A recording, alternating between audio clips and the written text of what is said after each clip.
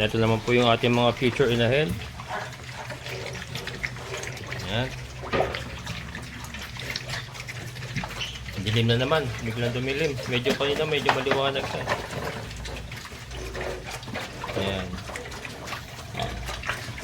At least nakakain sila. Yan ang importante mga kabukals, yung maitawid lang natin itong sama ng panahon, makakain sila. Masustansya na rin naman yan kasi may extender tayo na yung layer feeds naman masustansya na rin naman yan. Yan.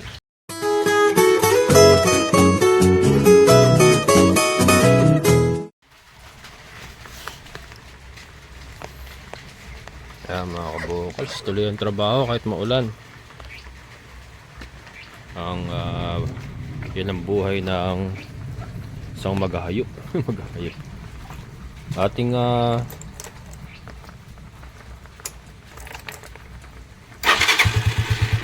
yan.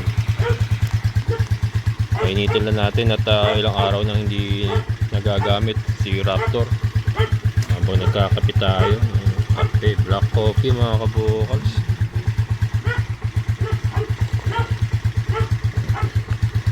Gumawa tayo ng Madre de Agua.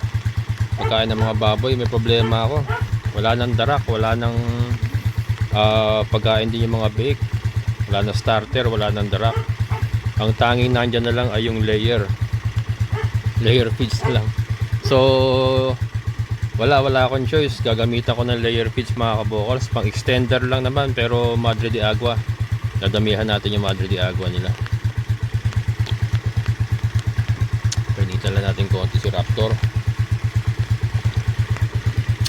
Kapit tayo mga kabukals. Ayan, bubuhusan naman ng ulan.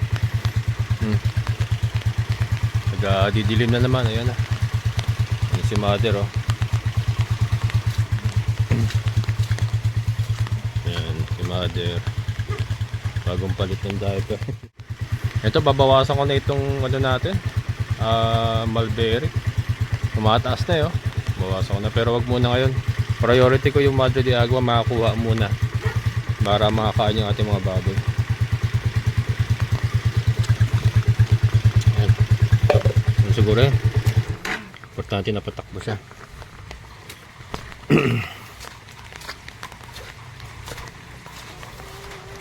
Oh, yan ka lang. Ayan. Dito tayo. Ayan, nakuhaan na natin yan mga kabukals. Dito na tayo. Ayan. Nakasabay ko na yung paglilinis din. Ayan.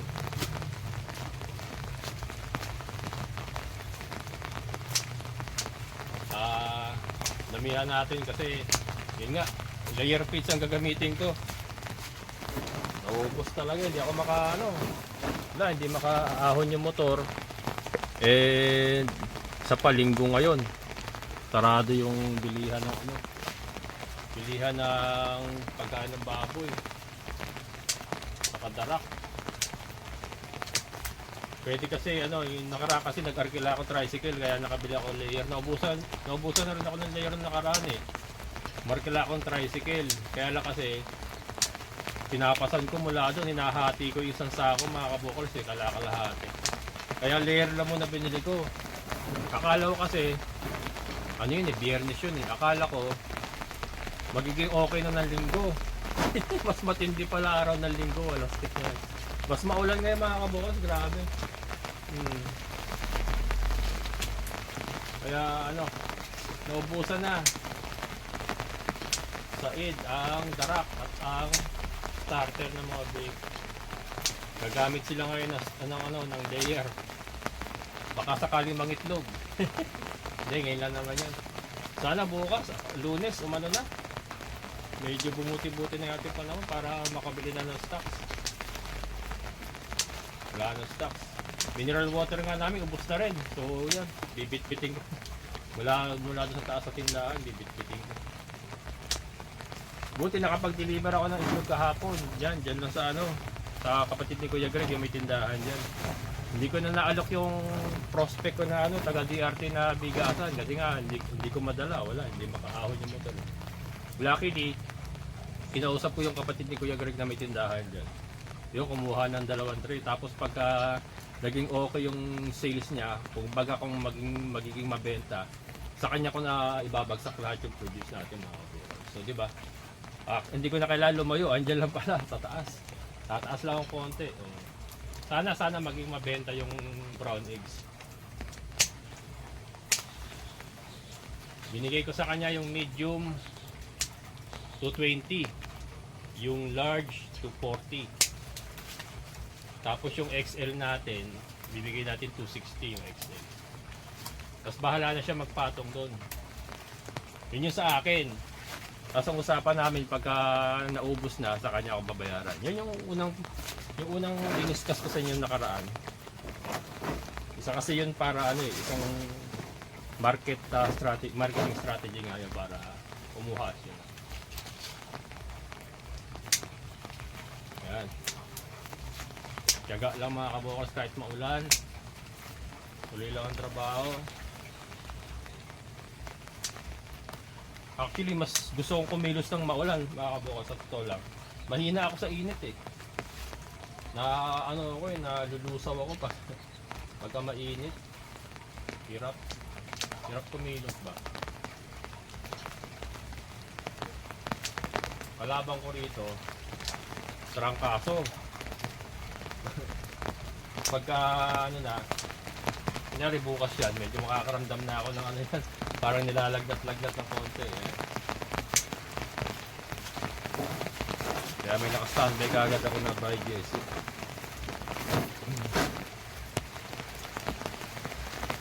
Yan na, busan mo na ulan mga kabukan.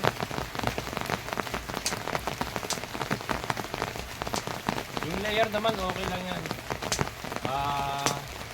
Pang extender lang, hindi naman natin gagamihan. Pang extender lang dito sa, hindi kasi po pwedeng Madre de Agua lang eh. Kailangan may extender eh. Yun nga, ang extender natin kasi darak eh. Tapos sa mga big nga yung starter kits, kaya lang parehas na ubusan. So layer mo. Importante may Madre de Agua.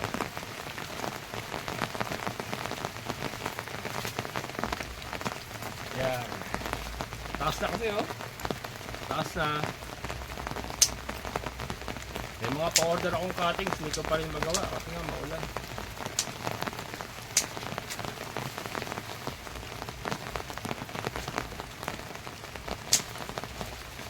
Yan. Salamat kay partner. Binilan ako ng sombrerong payong. Sinapinan ko eh oh. Masakit sa ulo, wala akong buhok eh. Kumakas ka sa anit ko eh. Yung kaya meron akong towel. Kaya mukha tayong Arabo.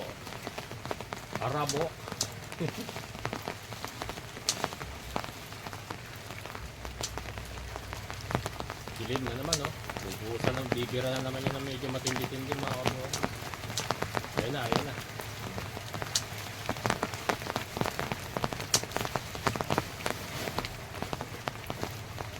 Yan, shoutout kay Ate Ninfa. Ayan te, baka sugaan ko na nga lang yung lote mo. Susuga natin yung mga kambing natin sa lote ni Ate Ninfa. Kasi wala, hindi makabira yung mga Madre de Agua natin doon. For some reason, hindi out of yung lupa sa mga Madre de Agua natin. Doon lang naman sa gitna, pero nagtataka ko sa gilid niya. Maganda yung tubo ng mga Madre de Agua. Hindi kaya may kayamanan doon te.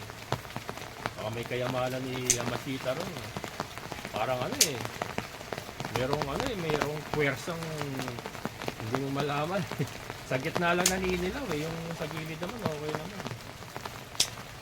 Yan. Baka makahukay tayo ng kayamanan dun eh. Bahagian mo ako ha. Yan.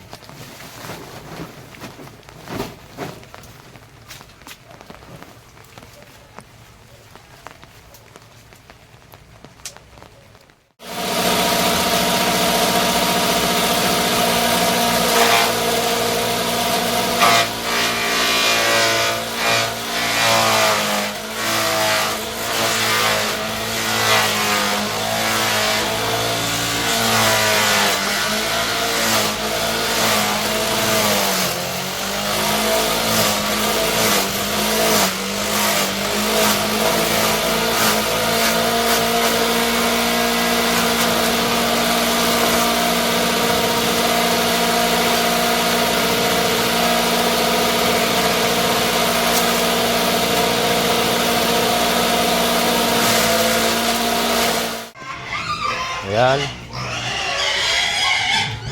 Empty.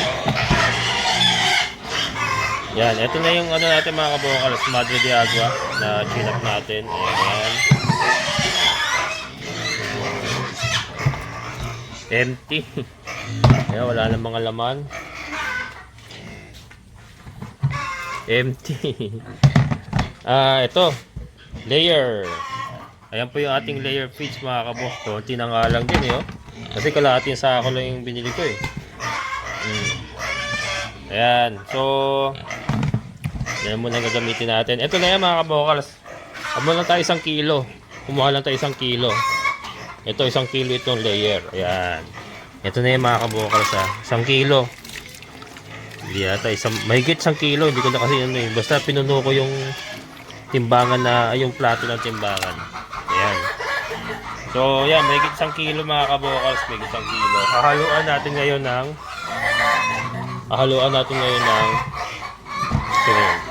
Madre de Agua. Ayan. Lahat yung mga layers nagsisipag-itlogan pa rin, no? Kahit maulan. Ayan. Yan, kukunin ko na kagad yan. Mga fertile po yan. Eh, may nakaupo pa rin, no? Pakainin muna natin baboy.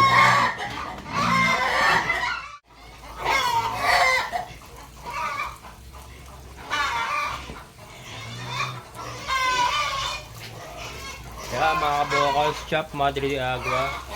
2 ganito lalagyan natin para sa mga future inahin natin kay Tyson at saka doon sa 3 partner.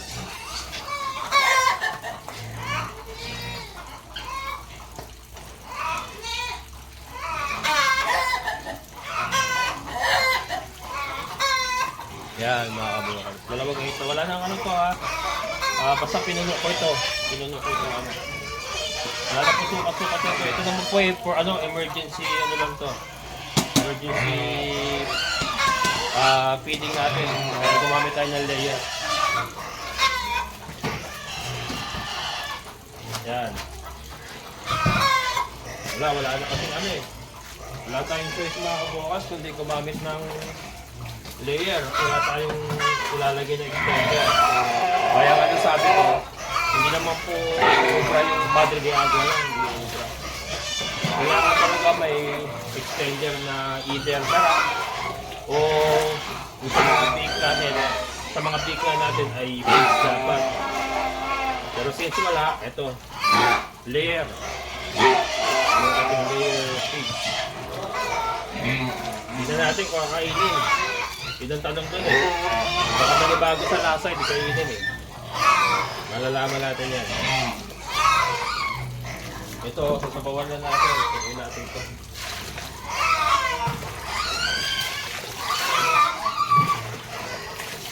Hindi natin may bibigay yung maximum nila ngayon. Importante makakain sila. Yan, makatawid lang tayo sa sama ng panahon para makamobilize tayo. Kasi wala, hindi tayo hindi makabili ng feed sa kadarak eh. Yan, makain natin mga kabukal.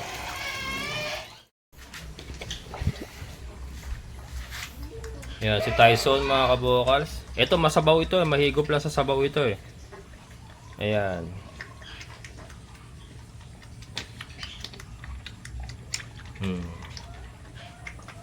Yan, si Tyson po mga kabukals.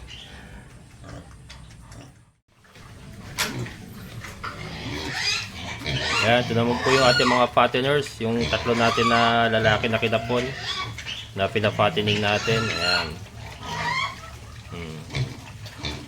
Ito sila, malakas talaga kumain ng Madre de Agua yan. Si Tyson hindi pa masyado, pero ano siya, mahigop sa sabaw. Inuubos niya yung sabaw. Pero itong mga to, baliktad naman, natitira yung sabaw, nasisimot yung Madre de Agua.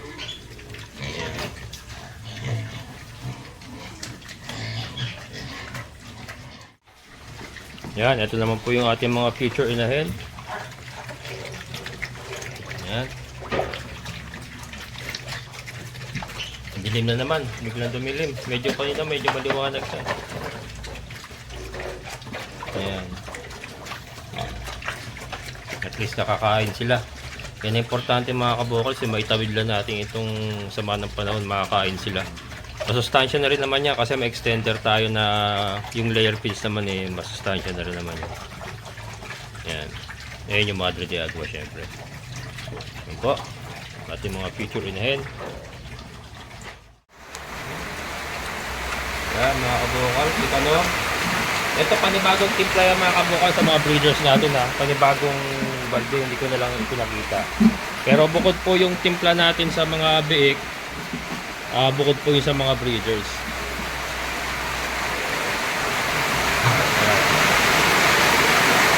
Ito yan, bumuso naman yung malakas na ulan mga kabukal. Ayun naman.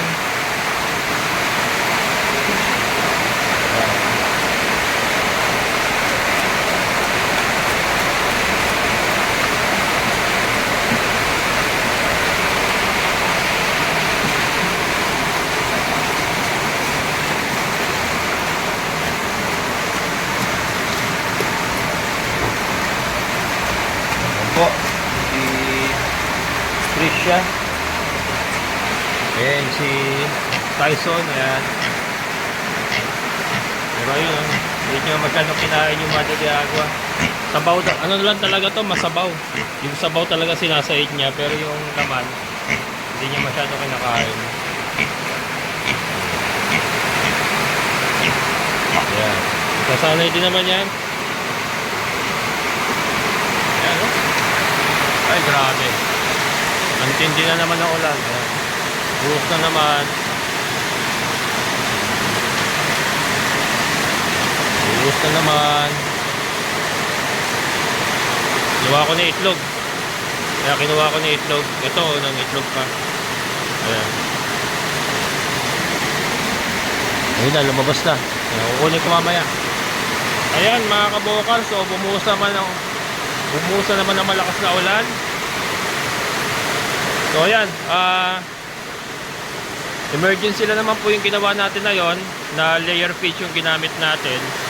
Pero pagka gumanda na panahon at makakaahon na yung ating raptor, makakabili na tayo ng talagang pagkain nila, which is eto nga po, isi-shift na natin ito sa grower. From starter, isi-shift na natin sa grower. Yan.